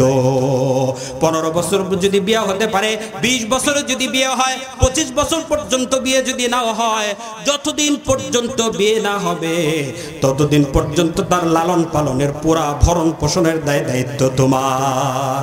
জোরে বলেন সুবহানাল্লাহ। আমার ভাইয়েরা, যখন বিয়ে হয়ে যায়, একজন স্বামী এবং একজন স্ত্রী উভয়ে তাদের প্রয়োজন মেটানোর জন্য বিয়ে করে। স্বামীর উপরে যে একটা বিশাল বড় দায়িত্ব, স্ত্রীর উপরেও দায়িত্ব আছে নাকি বলেন? স্ত্রীর উপরে সামাজিক সাংসারিক এরকম ভাবে রিজিকের, খাবার দাবার ইত্যাদির কোনো দায়িত্ব নাই। এই স্ত্রীর সহ ফুল ফ্যামিলির রিজিকের ব্যবস্থা করা কার দায়িত্ব বলেন? তাহলে ইসলাম এই জায়গাও নারীর শ্রেষ্ঠত্ব, নারীর মর্যাদা দিছে কি দেয় নাই? কি পরিমাণ দিছে? মরার আগ পর্যন্ত স্বামী তুমি যতদিন পর্যন্ত বেঁচে থাকবা ততদিন পর্যন্ত তোমার স্ত্রীর ভরণ পোষণের দায়িত্ব আমি আল্লাহ তোমার কাঁধে ন্যস্ত করলাম। সুবহানাল্লাহ বলেন। আমার ভাইয়েরা, শেষ বয়সে গিয়ে যদি কারো স্বামী ইন্তেকাল হয়ে যায়, ওই নারীর দায়িত্ব আল্লাহ রাব্বুল আলামিন তার সন্তানদের উপরে দিয়ে দেয়। তাহলে একজন পুরুষ হয়ে জন্ম লাভ করলে প্রথমে বালেগ হওয়ার পর থেকেই নিজের, কয়েকদিন পরে স্ত্রীর, কয়েকদিন পরে সন্তান সন্ততি ইত্যাদির এইরকম ভাবে রিজিকের ব্যবস্থাপনার দায়িত্ব তাদের প্রত্যেকের ঘাড়ের উপরে বর্তায়। আর একজন কন্যা সন্তান যখন কন্যা হয়ে দুনিয়াতে লাভ করে, বালেগ বিয়ে হওয়ার আগ পর্যন্ত বাপের জিম্মায়, বিয়ে হওয়ার পর থেকে নিয়ে স্বামীর জিম্মায়, স্বামী যদি আগে ইন্তেকাল হয়ে যায় সন্তানের জিম্মায় হয়ে যায়। সুবহানাল্লাহ বলেন। আমার ভাইরা, এই নারীরা পরশ্রেষ্ঠ জাতি, নারীদের জন্য জান্নাতে যাওয়াটাকেও আল্লাহ তাআলা সহজ করে দিয়েছেন। বলেন সুবহানাল্লাহ। কেমন সহজ? আল্লাহর পয়গম্বর বলেন, আল মারআতু ইযা সাল্লাত খামসাহা, নারীরা যখন 5 ওয়াক্ত নামাজ পড়বে, বলেন কি করবে? নারীরা যখন কয় ওয়াক্তের নামাজ পড়বে? 5 ওয়াক্তের নামাজ আদায় করবে। কিন্তু অত্যন্ত দুঃখের বিষয় হচ্ছে, আজ থেকে নিয়ে 20 বছর পূর্বে, 30 বছর পূর্বে আমাদের মা বোনেরা যেই পরিমাণ নামাজ পড়তো, এখন নামাজি মা বোনদের পরিমাণ কি কমছে না বাড়ছে? বাড়ে নাই, কমছে। আগে আমাদের মারা, নারীরা, দাদিরা নিয়মিত নামাজ পড়তেন। নামাজ পড়ার পরে দৈনন্দিন সকাল বিকাল কোরআনের তেলাওয়াত করতেন। কথা বলেন ঠিক না বেঠিক? তারা রাস্তাঘাটের মধ্যে কোনো পুরুষ দেখলে মাথায় ঘুমটা দিয়ে রাস্তার পাশে গিয়ে দাঁড়াতেন। কথা বলেন ঠিক না বেঠিক? আজকে কি আমাদের মা বোনদের মধ্যে সেই ধার্মিকতা, সেই নামাজের অবস্থা আছে না কমছে? কমছে না? প্রচুর পরিমাণে কমছে। এখন কমছে কেন? এমন কি ব্যস্ততা, মা বোনদেরকে দেখা যায় সকালবেলা ঘুম থেকে উঠলেই ফেসবুক আর ইন্টারনেটিং এর মধ্যে ব্যস্ত। কথা বলেন ঠিক না ঠিক? আগের যুগে মা বোনেরা ঘুম থেকে ওঠার পরে ওযু করে নামাজ পড়ে কোরআনের তেলাওয়াত করতেন, আর এখনকার যুগের মা বোনেরা ঘুম থেকে ওঠার পরে মোবাইল আর ইন্টারনেট ফেসবুকে ব্যস্ত। কথা বলেন ঠিক না ঠিক? নামাজের খবর নাই, কিন্তু ইন্টারনেট আর ফেসবুক যদি আগের দিন দেখতে না পারে, পরের দিন এটার কাজা কাফারা করে। আছে না নাই? আছে না নাই? বিকালবেলা নামাজ পড়তেন, ঘরের যাবতীয় কাজকর্ম ইত্যাদি তারা প্রত্যেকেই নিজেরা সারতেন, এবং তারা দিনদারিয়ত এই যুগের মাদের থেকে আরো বেশি পরিমাণ ছিল। কিন্তু বর্তমান জামানার মধ্যে আইসা নামাজের সংখ্যাটা কমে গেছে। কথা বলেন ঠিক কিনা? নামাজের সাথে সাথে পর্দাটা কমছে না বাড়ছে? কি পরিমাণ কমছে! আমার ভাইরা, পর্দার বিধান একজন নারীর জন্য চেহারা এইরকম ভাবে সহ প্রয়োজন, বিনা প্রয়োজনে চেহারা খুলে রাখা জায়েজ না নাজায়েজ? কথা বলতে হবে আমার সাথে। বিনা প্রয়োজনে চেহারা, হাত খোলা রাখা এবং মাথা খোলা রাখা জায়েজ না নাজায়েজ? নাজায়েজ। এই নাজায়েজ তো মনে হয় আমাদের এলাকায় নাই, না আছে? কি পরিমাণ আছে দেখেন। আমার ভাইরা, খুব খেয়াল করে শুনবেন, পর্দার বিধান এমনই গুরুত্বপূর্ণ একটা বিধান। এই বিধানটাকে যখন লঙ্ঘন করা হয়, যখন আমি আর আপনি, আমার বাড়িতে মা বোন স্ত্রী পুত্র এরা এইরকম ভাবে পর্দার বিধান লঙ্ঘন করে, ওই ঘরের উপরে কখনো খাস রহমত নাজিল হতে পারে রহমত নাজিল হবে? বলেন হবে? রহমত নাজিল হবে না। এর প্রাসঙ্গিকভাবে আরো একটা বিষয় হঠাৎ করে আমার মনে পড়লো, বলবো, আপনারা কি শুনবেন ইনশাআল্লাহ? ইদানিং কালে খুব ভালোভাবে লক্ষ্য করলে দেখা যাচ্ছে ইয়াং জেনারেশন, আমাদের ছোট ভাই বেরাদাররা, যুবক ভাইয়েরা হাফ প্যান্ট পরে চলাফেরা করে। এই সংখ্যা আছে না নাই? খোলামেলা কথা বলতে হবে, কম না বেশি? প্রচুর পরিমাণ বাড়ছে কি বাড়ে নাই? আমার ভাইরা, একজন যুবকের জন্য হাফ প্যান্ট পরে হাঁটুটাকে খোলা রেখে রাস্তাঘাটে চলাফেরা করা, এটা কি হারাম না হালাল? ওই অবস্থায় যদি তার ইন্তেকাল করে, রহমতের ফেরেশতা আসবে না গজবের ফেরেশতা আসবে? কথা বুঝেন নাই? একজন মানুষ যদি গুনাহে কবিরার মধ্যে যুক্ত থাকে, একজন মানুষ যদি জিনাহের মধ্যে লিপ্ত থাকে, একজন মানুষ যদি শরাবের মধ্যে লিপ্ত থাকে, একজন মানুষ যদি তাস আর জুয়ার আড্ডার মধ্যে লিপ্ত থাকে, সে যে এরকম ভাবে গুনাহে কবিরা করলো, ঠিক তেমনি ভাবে একজন মানুষ যদি এইরকম ভাবে নিজের শরীরের পোশাক অর্ধলঙ্গ হয়ে থাকলো, তার হাঁটু খোলা রাখা হালাল না হারাম? হারাম। এই হারাম কাজ যখন করতে থাকলো, এই অবস্থায় রহমতের ফেরেশতা আসবে না, গজবের ফেরেশতা আসবে। তাহলে এই কাজটা আমাদের সমাজে আছে না নাই? কথা বলেন, আছে না নাই? আমার যুবক ছোট ভাই বেরাদাররা, আপনাদেরকে আমি দুহাত করজোড় করে বলবো, আজ থেকে ওয়াদা করতে পারি না ইনশাআল্লাহ সামনে থেকে কেউ হাফ প্যান্ট পরে রাস্তাঘাটে চলাফেরা করব? পারবো তো ইনশাআল্লাহ?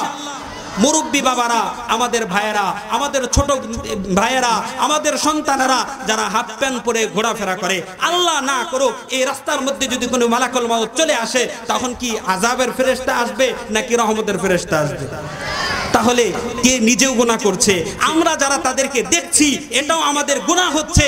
এই গুনাহ থেকে ফেরানো আমাদের সন্তানদেরকে, আমাদের ভাইদেরকে, আমাদের নিজেদের এই গুনাহ থেকে বাঁচার দরকার আছে না নাই? বাঁচবো তো ইনশাআল্লাহ? বাঁচবো তো ইনশাআল্লাহ? ওয়াদা করতে পারি তো ইনশাআল্লাহ? আল্লাহ কবুল করেন, বলেন আমিন। যেটা বলতেছিলাম, নারীদের জন্য পর্দা, বেপর্দায় মাথার চুল খোলামেলা রেখে আমি যখন রাস্তা দিয়ে চলাফেরা করছি, এই অবস্থায় যদি আমার কাছে মালাকুল মাউত চলে আসছে, তাহলে কি আযাবেরটা আসবে না রহমতেরটা আসবে? তাহলে এই বিধান মেনটেন করা যাবে তো ইনশাআল্লাহ?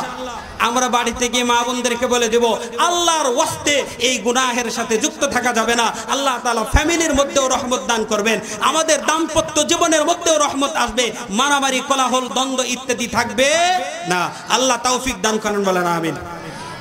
আর মা বোনদের আমল হচ্ছে, এক নম্বরে সাল্লাত খামসাহা, 5 ওয়াক্তের নামাজ গুরুত্বের সাথে আদায় করবে, এইটা হচ্ছে 1 নম্বর কাজ। 2 নম্বরের কাজ হচ্ছে ওয়াতাআত বালাহা, স্বামীর ইতাআত করবে, স্বামীর অনুসরণ করবে। একজন আল্লাহর ওলি বড় আলেম বলতেছিলেন, বর্তমান জামানায় এমন একটা ফিতনার জামানা, এই জামানার মধ্যে নারীদের জন্য নামাজ পড়া যতটুকু সহজ, পর্দা করা যতটুকু সহজ, বাড়ির মধ্যে খাবার দাবার ইত্যাদির সব কিছুর ব্যবস্থাপনা করা যতটুকু সহজ, নারীদের জন্য স্বামীর ইতাআত অনুসরণ করা তার চেয়েও বড় কঠিন। সব কিছু করতে রাজি, তাসবিহ তাহলিল করতে রাজি, তালিম করতে রাজি, নামাজ পড়তে রাজি, কিন্তু স্বামীর কথা অনুযায়ী চলতে রাজি না। এই রকম নারী আছে না নাই? কথা বলেন, আছে না নাই? আল্লাহর হাবিব বলেন, আল্লাহর পরে যদি কোনো নারীর জন্য আমি সিজদা করার অনুমতি দিতাম, ওই নারীকে বলতাম তুমি তোমার স্বামীর পায়ে সিজদা করো।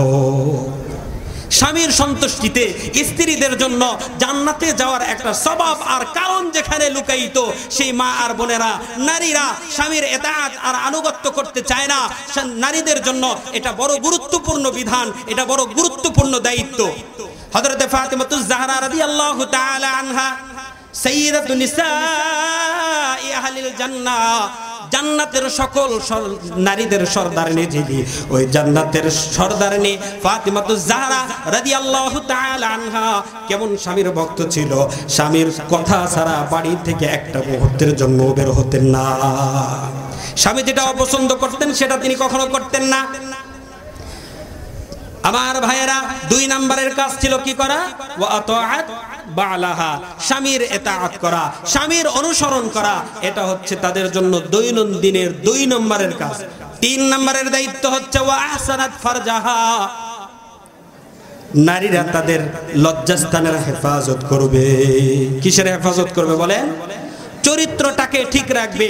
কখনো এইরকম ভাবে গুনাহের কাজ হতে পারে, কখনো তার চরিত্রের নষ্ট হয়ে যাইতে পারে, এইরকম কোনো কাজের সাথে যুক্ত হওয়া যাবে না। চরিত্র নষ্ট তো পরে হয়, এর আগে শুরু হয় ওই যে আগে যেটা বললাম বেপরদেগি। যখন বেপর্দা খোলামেলা চলা শুরু হয়, যখন মোবাইলের মধ্যে ইউটিউব, ফেসবুক ইত্যাদির মধ্যে ব্যস্ত হয়ে যায়, তখন ধীরে ধীরে ধীরে ধীরে স্বামীকে ভালো লাগে না, অন্য পুরুষের দিকে আসক্ত হয়ে যায়। কথা বলেন ঠিক না বেঠিক? কথা বলেন ঠিক না বেঠিক? এই জন্য এই কাজটা করতে হবে। নিজের লজ্জাস্থানকে হেফাজত করার জন্য সর্বপ্রথম তাকে নজরটাকে হেফাজত করতে হবে। এই নজরটা যদি হেফাজত করা যায় তাহলে তার চরিত্র হেফাজত করা সহজ। নজরটা যদি এলোমেলো জায়গায় চলে যায়, মানুষের খায়ের সাথে নফসানি তাকে এমন ভাবে কাবু করে ফেলে, তাহলে সে পরবর্তী ধাপগুলো গুনাহের দিকে যাইতে থাকে। এই জন্য এই 3 নম্বরের কাজ হচ্ছে এরকম ভাবে নিজের লজ্জাস্থানের চরিত্রের হেফাজত করা। মা বোনদের জন্য এটা গুরুত্বপূর্ণ একটা আমল। 4 নম্বরের কাজ হচ্ছে ওয়াসামাত শাহরাহা। রমজানুল মুবারক যখন চলে আসবে, বিনা কারণে রমজানের রোজাগুলোকে তারা ভাঙবে না। রমজানের রোজাগুলোকে যদি যথাযথভাবে পরিপূর্ণভাবে আদায় করে, আল্লাহর হাবিব বলেন ওই ব্যক্তি জান্নাতের যেই দরজা দিয়ে মনে চায় সেই দরজা দিয়ে প্রবেশ করবে। সুবহানাল্লাহ। ফালতাদখুল মিন আইয়ি আবওয়াবিল জান্নাতি শাআত। ওই ব্যক্তি জান্নাতের যে কোনো দরজা দিয়ে প্রবেশ করবে, আল্লাহ রাব্বুল আলামিন এই সুযোগটা তাকে দান করবে। বলেন সুবহানাল্লাহ। আমার ভাইরা, তাহলে কয় টাকা মা বোনদেরকে কি এগুলো আমাদের বলতে হবে না? শুনাইতে হবে তো, না শুনলে তো তারা মানবে না। 1 নম্বরের কাজ হচ্ছে নামাজ সঠিকভাবে আদায় করা। 2 নম্বরের কাজ হচ্ছে রমজানুল মুবারকের রোজাগুলো বিনা প্রয়োজনে না ভাঙা, সবগুলো রোজাকে রাখা, কখনো ভেঙে ফেললে সেই রোজাগুলোকে আবার কাজা করা। 3 নম্বরের কাজ হচ্ছে স্বামীর ইতাআত করা। স্বামী যদি বলে আজকে বাড়ি থেকে বের হওয়া যাবে না, বাড়ি থেকে বের হওয়া যাবে না। স্বামী যদি বলে বেপরদায় চলা যাবে না, বেপরদায় চলা যাবে। স্বামী যদি বলে আজকে তোমার বাবার বাড়ি যাওয়া যাবে না, অবশ্যই বাবার বাড়ি থেকে যাওয়াটাকে ত্যাগ করতে হবে। কারণ স্বামীর সন্তুষ্টিতে স্ত্রীর জান্নাতে যাওয়ার কারণ, এই জন্য স্বামীর ইতাআত করতে হবে। নাম্বার 4, ওয়া আহসানাত ফারজাহা। নিজের লজ্জাস্থানকে, চরিত্রটাকে হেফাজত করতে হবে। মা বোনেরা যদি এই 4টা কাজ নিয়মতান্ত্রিক করতে পারে, সহজভাবে করতে পারে, আল্লাহর হাবিব বলেন ওই ব্যক্তির জান্নাতে যাওয়াটা সহজ হয়ে যায়। দেখেন এই ক্ষেত্রেও ইসলাম নারীদের জন্য কতটুকু উদারতা এবং তাদেরকে কি পরিমাণ শ্রেষ্ঠত্ব দান করলেন।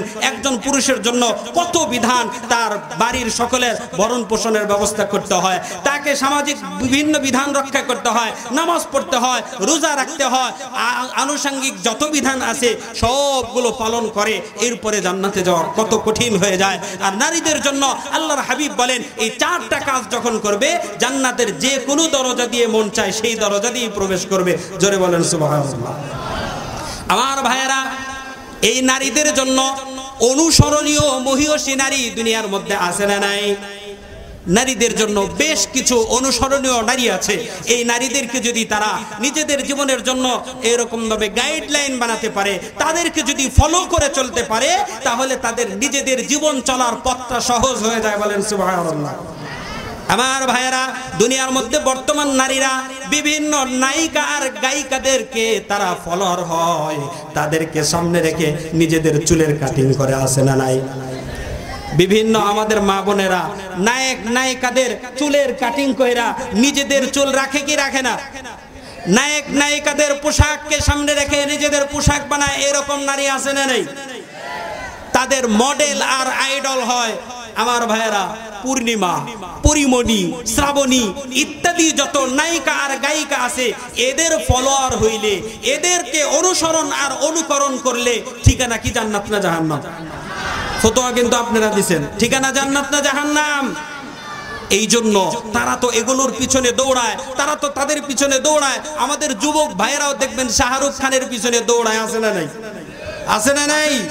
বিভিন্ন খেলোয়াড়, বিভিন্ন নায়ক নায়িকা তাদেরকে ফলোয়ার বানায়া তাদের পিছনে খোলার চেষ্টা করে। কিন্তু আমাদের পুরুষদের জন্য, আমাদের নারীদের জন্য ফলো করার মতন ব্যক্তি আছে না নাই? জোরে বলেন, আছে না নাই? আমার ভাইয়েরা, আল্লাহর হাবিব বিশ্বনবী মুহাম্মদুর রাসূল সাল্লাল্লাহু আলাইহি ওয়াসাল্লাম বলেন, নারীরা যদি তাদের নিজেদের জীবনের মধ্যে 4 জন থেকে 6 জন নারীকে নিজেদের জীবনের ফলো করতে পারে, তাদেরকে সামনে রেখে যদি নিজেদের জীবনটাকে পরিচালনা করতে পারে, তাদের জন্য জান্নাতে যাওয়া সহজ হয়ে যায়। সুবহানাল্লাহ। 1 নম্বরের নারী হচ্ছে ফিরআউনের স্ত্রী বিবি আসিয়া। কে বলেন?